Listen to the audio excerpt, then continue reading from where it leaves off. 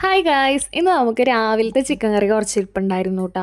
അപ്പം ഞാൻ വിചാരിച്ചു ആ ചിക്കൻ കറി വെച്ചിട്ട് നമുക്ക് പാസ്ത ഉണ്ടാക്കാൻ വിചാരിച്ചു. അപ്പോൾ ആദ്യം തന്നെ നമുക്ക് പാസ്ത വേവിച്ചെടുക്കാം അല്ലേ. അപ്പോൾ അതിനായിട്ട് വെള്ളം വെച്ചിട്ടുണ്ട്. വെള്ളം ജസ്റ്റ് ഒന്ന് ചൂടായി വന്നതിന് ശേഷം ഓയിലും ഉപ്പും ആഡ് ചെയ്തിട്ട് പാസ്തയും കൂടി ആഡ് ചെയ്തിട്ട് നല്ലപോലെ ഒന്ന് വേവിച്ചെടുക്കുക. അപ്പോൾ പാസ്ത ഒന്ന് വെന്ത് വരുന്ന ടൈമിൽ നമുക്കൊന്ന് മസാലകളൊക്കെ ഒന്ന് സെറ്റാക്കി എടുക്കാം. അപ്പോൾ അതിനായിട്ട് സവാള എടുത്തിട്ടുണ്ട്. സവാള ഒന്ന് ഉപ്പും കൂടി ആഡ് ചെയ്തിട്ട് നല്ലപോലെ വഴറ്റിയെടുക്കാം. പിന്നെ ചിക്കൻ കറി അധികമൊന്നും ബാക്കി വന്നിട്ടില്ല കേട്ടോ, കുറച്ചുള്ളൂ. അതുകൊണ്ടാണ് നമ്മൾ പിന്നെയും കുറച്ചും കൂടി മസാല ആക്കി എടുക്കുന്നത്. പിന്നെ അതുപോലെ പാസ്ത വേവിക്കാൻ വെക്കുന്ന ടൈമിൽ ഇടയ്ക്കൊന്ന് അത് ജസ്റ്റ് ഒന്ന് മിക്സ് ചെയ്ത് കൊടുക്കണം കേട്ടോ.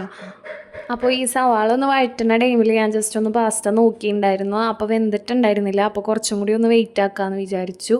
പിന്നെ അപ്പോൾ സവാള ഒന്ന് വഴണ്ടി വന്നതിന് ശേഷം ഇഞ്ചി, വെളുത്തുള്ളി, പച്ചമുളക് എന്നിവ ചതച്ചത് ആഡ് ചെയ്ത് കൊടുത്തിട്ടുണ്ട് കേട്ടോ.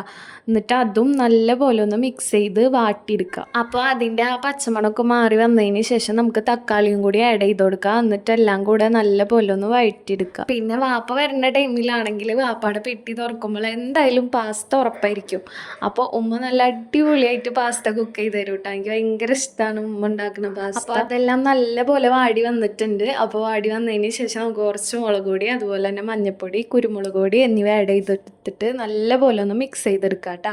അപ്പോൾ ആ ടൈമിൽ നമ്മളെ പാസ്ത നല്ല അടിപൊളിയായി വെന്ത് വന്നിട്ടുണ്ട്. അപ്പോൾ നമ്മൾ ജസ്റ്റ് ഒന്ന് വെള്ളമൊക്കെ കളഞ്ഞ് ഊറ്റി വെച്ചിട്ടുണ്ട്. പിന്നെ ചിക്കൻ കറിയിൽ ചിക്കൻ ഉണ്ടായിരുന്നല്ലോ, അത് നമ്മൾ എല്ലൊക്കെ കളഞ്ഞ് പീസ് മാത്രം ആക്കിയിട്ട് കുഞ്ഞു കുഞ്ഞു പീസുകളാക്കി എടുക്കുക. എന്നിട്ട് പിന്നെ ആ കറിയും ചിക്കനും കൂടെ നമ്മൾ തയ്യാറാക്കി വെച്ചിരിക്കണം മസാലയ്ക്ക് ആഡ് ചെയ്ത് കൊടുക്കുക കേട്ടോ. എന്നിട്ട് എല്ലാം കൂടെ നല്ലപോലെ ഒന്ന് മിക്സ് ചെയ്തെടുക്കുക.